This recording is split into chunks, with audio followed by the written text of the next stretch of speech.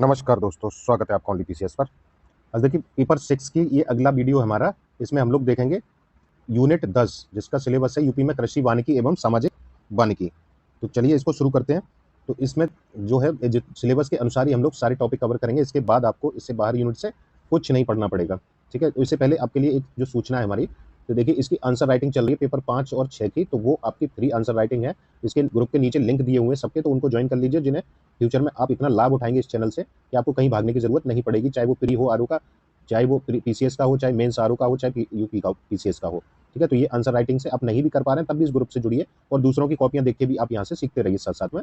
ठीक है, एक पेड भी हमारा इनिशिएटिव है, आप ही की डिमांड पे शुरू किया था कि 599 का ये पर मंथ के हिसाब से है ये, तो इसको आप ज्वाइन कर सकते हैं। इसमें क्या है, टोटल सिलेबस आपका कवर कराया जाएगा आंसर राइटिंग के माध्यम से। पेपर 4 अभी स्टार्ट हुआ है 1 मई से, तो आप इसमें ज्वाइन कर सकते हैं। यहाँ पे बहुत सारे लोग लिख रहे हैं, तो आप भी यहाँ लिख सकते हैं।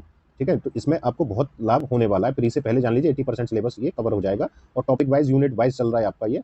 और एक है प्री के लिए, क्योंकि प्री में बहुत सारे लोगों को समस्या हो रही थी, जो वो आरओ और पीसीएस दोनों प्री के लिए है, वो 99 रुपये का मात्र पैक है। और ये पैक तब तक आपका रहेगा जब तक कि आपका ये पीसीएस प्री या आरओ प्री नहीं हो जाता है, तब तक लगातार 150 क्वेश्चन इसमें आपको मिलते रहेंगे। ठीक है, तो इनको आप ज्वाइन कर सकते हैं जिनको भी समस्या हो रही है।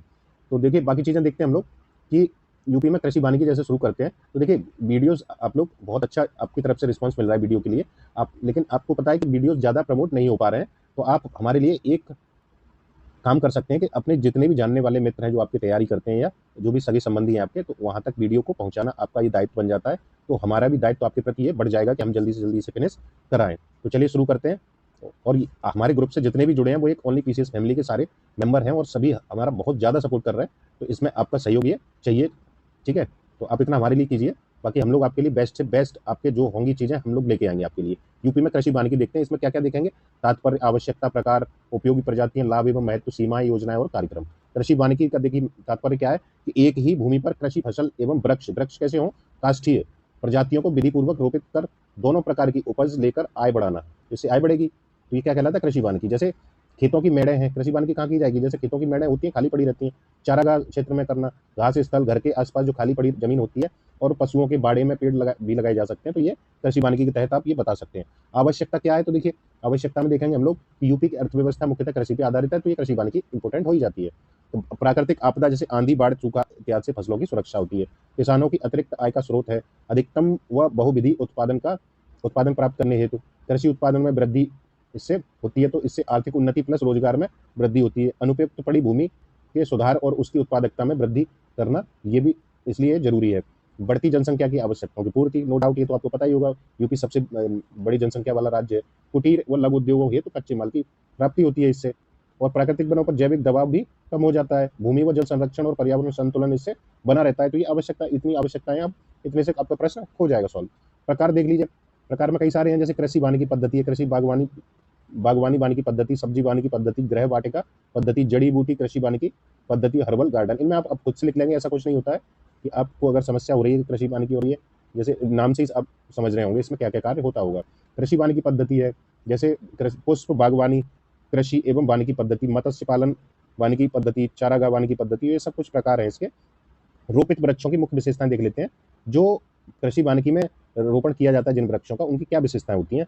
तो देखिए शीघ्र बढ़ने वाले होते हैं, ये सीधा तना होता है इनका, गहरी जड़ें होती हैं, द्विदलीय बीज वाले वृक्ष होते हैं जो भूमि में नाइट्रोजन जमा करते हैं। और इनका भी अपना अपना अलग अलग महत्व है कि सीधे होंगे तो कहाँ यूज होता है इनका, कि आप देखेंगे बहुत सारे, एक सेकेंड, तो बहुत सारे इसके उपयोग हो सकते हैं। सीधे तो फर्नीचर वगैरह में, शीघ्र बढ़ने वाले हैं तो जल्दी ये छाव वगैरह या फल फ्रूट्स के लिए तैयार हो जाते हैं। गहरी जड़ें होती हैं तो वो क्या होता है कि जो भूमि में नीचे गहराई पे जो भी पोषक तत्व हैं उनको ऊपर लेके आते हैं। तो ये सारी उपयोग आप खुद से बना के लिख सकते हैं इसमें। अब देखिए उपयोगी प्रजातियां कौन कौन सी हैं जो इस कृषि वानिकी में उपयोग होता है। आंवला, बांस, जट्रोफा, सागौन, सहजन, सुगबुल, शीशम, ये सारे वृक्ष इसमें कृषि वानिकी में उपयोग होते हैं। इनके अलग अलग महत्व भी हैं, तो ये आप मोस्टली जानते भी होंगे। आंवला विटामिन सी के लिए, बांस होता है तो कागज लुगदी वगैरह के लिए, जट्रोफा का आप सुनते ही होंगे, जैव ईंधन टाइप में ये उपयोग होता है आपका। सागौन फर्नीचर के लिए, सहजन क्या है, पर्णपाती और सूखा रोधी होता है, पानी की न्यूनतम आवश्यकता होती है। Calcium, iron, vitamin A, B, C, protein के समृद्ध स्रोत हैं, प्रचुर मात्रा में औषधीय गुण भी पाए जाते हैं। सुगबुल क्या है, नाइट्रोजन स्थिरीकरण करता है, जड़ें इसकी।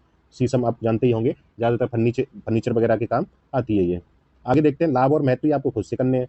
लाभ महत्व आप सोच के इस पे लिखिए कुछ पॉइंट, जिससे ब्रेन स्टॉर्मिंग आपकी अच्छी हो जाएगी। तो आप सोचेंगे यहाँ पे अभी ना, तो आपको क्या है एग्जाम में, ये हैबिट में आ जाएंगी चीज़ें, कुछ चीज़ें आप लिख के खुद से सोचिए। सीमाएं देखिए, सीमाओं में क्या क्या है, ये जो इंपॉर्टेंट है टॉपिक, जैसे खेतों में खाद्यान्न युक्त फसल क्षेत्र में कमी होती है इससे, तो कुछ प्रजातियां जैसे पर्यावरण हेतु हानिकारक होती हैं, जैसे पॉपुलर और यूकेलिप्टस। गैर स्थानिक वृक्षारोपण से क्या क्या होता है, गैर स्थानिक का मतलब है जो वहाँ के नहीं है, बाहरी जलवायु से लाके लगाए जाते हैं, उससे मृदा नमी में कमी होती है, जल धारण क्षमता में कमी, भौम जल स्तर में कमी होती है, तो ये सारे कारण होते हैं।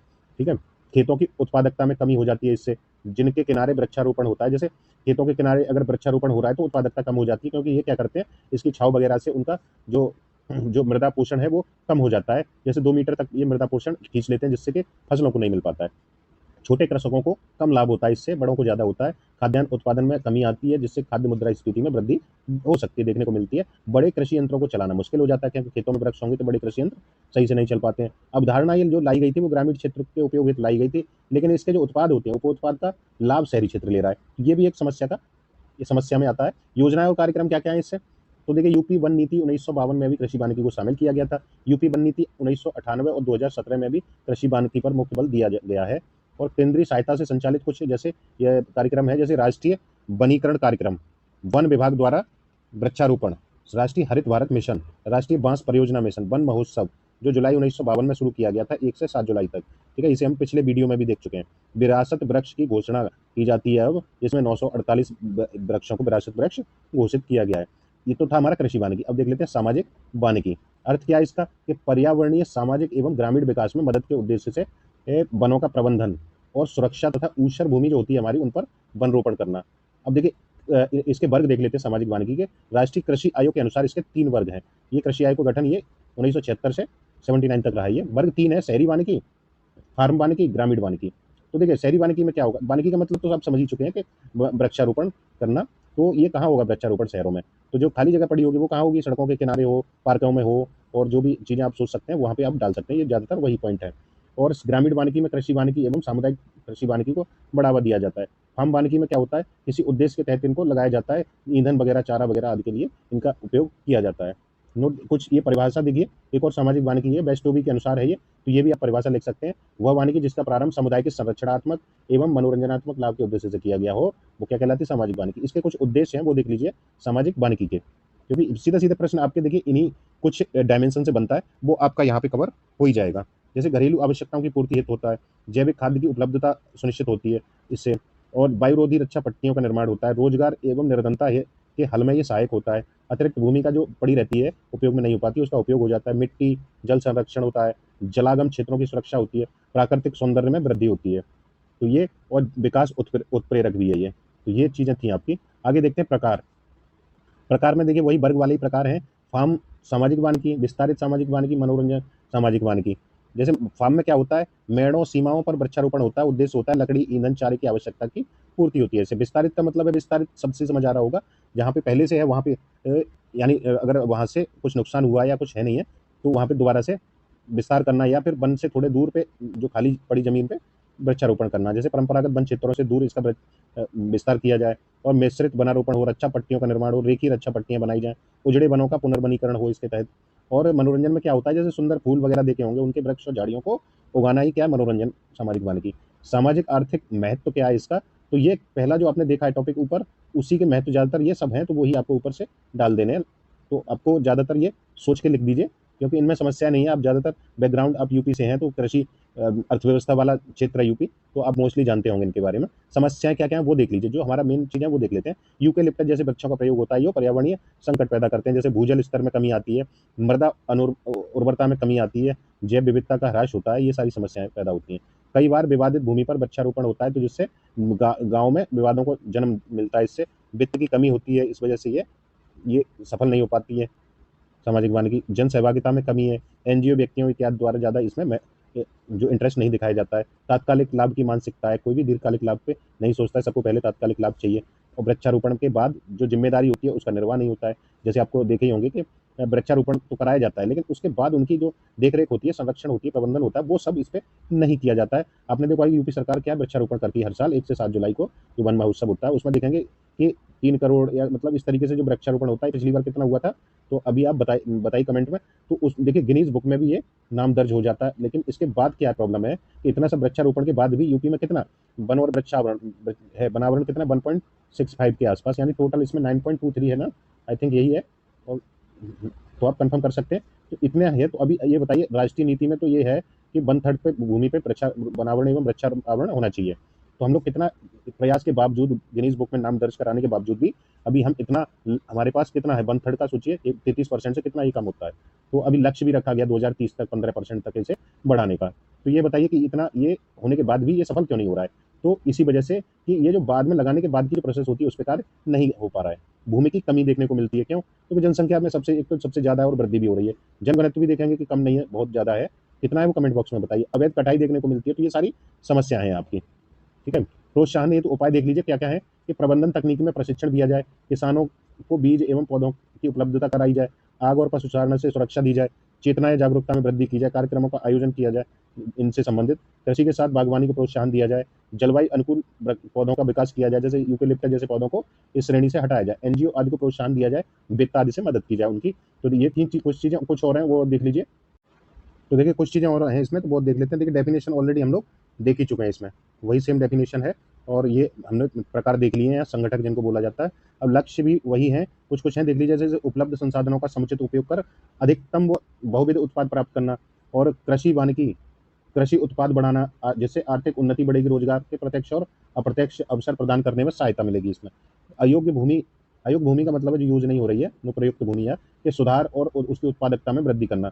बढ़ती जनसंख्या है तो चारे ईंधन इमारती लकड़ी का इससे प्राप्ति होती है। इसके लक्ष्य को इस लक्ष्य में रखा गया है। लघु एवं कुटीर उद्योग हित कच्चे माल की कमी का निवारण, उत्पादन में विविधता आएगी, प्राकृतिक आपदा में सुरक्षा होगी, अन्न के अधिक उत्पादन के कारण विक्रय मूल्य में कमी से सुरक्षा मिलेगी, उपलब्ध प्राकृतिक वनों पर जैविक दबाव कम करने हेतु ये उपयोगी होगा, और प्रति इकाई भूमि से अधिक पैदावार हेतु और भूमि की उत्पादकता में वृद्धि, वृक्षारोपण में वृद्धि, भूमि व जल संरक्षण तथा पर्यावरण संतुलन, ग्रामीण उद्योगों एवं अर्थव्यवस्था को प्रोत्साहन और सशक्तिकरण।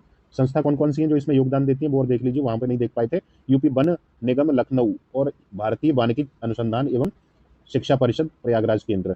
और इसमें इसकी तत्वाधान में ही क्या चल रहा है, इसी संस्थान के तत्वाधान में कुछ परियोजनाएं चल रही हैं, जैसे औषधीय पौधों एवं पौधशालाओं का विकास करना। इसमें देखिए लखनऊ, वो सॉरी झांसी वाले उसको भी डाल सकते हैं, चारागाह संस्थान है, उसे भी आपको कर दीजिएगा कहीं, अगर जहां भी आपको जगह मिले। बांस प्रजातियों के कृषि वानिकी मॉडल का विकास करना, और जेट्रोफा पर रिसर्च आदि ये इसमें आएगा। यूपी वन नीति, यूपी वन निगम अधिनियम 1974 बनाया गया है, तो ये भी आप कहीं भी कोट कर सकते हैं। आगे देखते हैं, यूपी में सामाजिक वानिकी योजनाएं हैं कुछ, वो देख लीजिए। योजनाएं जरूरी होती हैं, कुछ तो वहां देख लिया था हमने, यहाँ पे कुछ देखते हैं। इनकी शुरुआत जो हुई थी 1979-80 में हुई थी, यूपी में सामाजिक वानिकी योजना थी। और देखिए ये राष्ट्रीय कृषि आयोग की पहल पर विश्व बैंक की सहायता से शुरू हुआ था, तो ये इंपॉर्टेंट हो जाता है। कुछ उद्देश्य हैं, जैसे पारिस्थितिकी संतुलन बनाए रखना, चारा हेतु सुबबूल का उत्पादन करना, हरियाली क्षेत्र में विस्तार करना, जलाऊ लकड़ी है तो यूकेलिप्टस की वृक्षारोपण, पारिस्थितिकी तंत्र एवं जैव विविधता का संरक्षण, ग्रामीण क्षेत्र में अधिक रोजगार के अवसर सृजित करना, कागज लुगदी हेतु सहजन और रेयन के वृक्ष लगाना, माचिस के लिए अर्जुन के वृक्ष लगाना। तो ये सब भूमि संरक्षण में सहायता, मृदा उर्वरता को बनाए रखना। ऑलरेडी हम लोग इन पे चर्चा कर चुके हैं, लेकिन यहाँ पे थोड़ा सा देख लेंगे आप, तो ये थोड़ा सा अलग मैटर था। ग्रामीण कुटीर और लघु उद्योगों हित कच्चे माल की आपूर्ति, तो ये तीन चीजें यूपी में कृषि क्षेत्र की कुछ चुनौतियां हैं, वो देख लेते हैं। तो देखिए आधारभूत ढांचे का विस्थापन यानी समस्या है, कमी है, भूमि सुधार की समस्या है, कृषि साख की समस्या, कृषि विविधीकरण का अभाव, नवीन कृषि तकनीकी को अपनाने का अभाव, कृषि में R&D कार्यों का अभाव होता है, यानी बहुत कम R&D पे खर्च किया जाता है, आधुनिक सिंचाई सुविधा का अभाव, मृदा प्रदूषण, ऊर्जा परिवहन, भंडारण और वितरण की समस्या, भूमि सुधार की समस्या। ये सारी चीजें ऑलरेडी हम लोग पेपर 5 और इसमें देख चुके हैं। तो पेपर सारे ये इंटरलिंक हैं यूपी के दोनों, तो आप एक दूसरे से इंटरलिंक करके लिख सकते हैं। यहाँ पे कुछ डेटा फैक्ट वहाँ जो दिया रहता है उससे चीज़ों को। अन्य चुनौतियां भी हैं, जैसे सीमांत कृषकों की यूपी में अधिकता है। कितने हैं सीमांत कृषकों की संख्या वो बताइए, क्योंकि ऑलरेडी हम लोग पेपर 5 में ये चीज़ें देख चुके हैं। निवेश कम होता है, छोटे जोत और अशिक्षा, ये भी एक चुनौती है। सरकारी नीतियों एवं कार्यक्रमों का प्रभावी क्रियान्वयन का अभाव होता है, और क्षेत्रीय विविधता देखने को मिलती है, जैसे पूर्वी यूपी में बाढ़ की समस्या, दक्षिण पश्चिमी यूपी में बीहड़ देखने को मिलेगा, इसकी अधिकता, बुंदेलखंड में सूखा इत्यादि। तो ये समस्याएं जितनी थी तो हम लोगों ने देख लिया है, पूरा टॉपिक आपका हो चुका है।